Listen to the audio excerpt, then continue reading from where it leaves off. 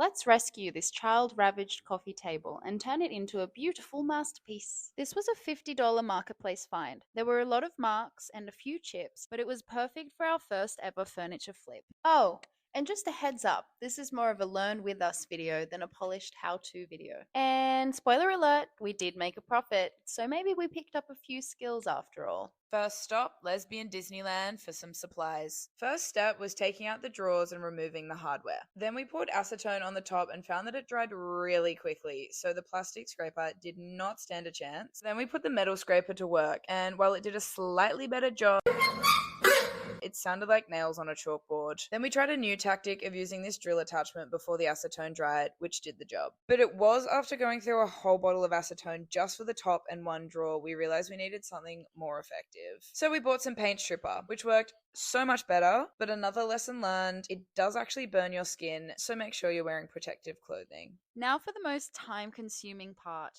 sanding. We started with the orbital sander at 80 grit and worked up to 180. But most of the work was done by hand to keep things neighbor-friendly. Next, we are going to Attempt some ASMR.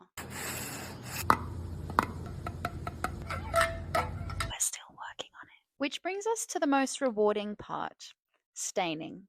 We decided to go with walnut. We wanted a nice warm brown, not too light and not too dark. We applied 2 coats with a rag and let each one dry for 24 hours before the next. For the varnish, we went for a matte finish. Gave the can a good shake, got into position, then got spraying. And let's just pretend we were wearing masks. Now it was time to put everything back together. We played around with some different looks, guided of course by our creative director. Now it was time to find out if our first flip was worth the mess, the muscle, and the melted skin cells. We found the original online for $1,500, so decided to list our piece for $1,000. We had to drop the price sooner than we wanted, and at $500 we made our first sale.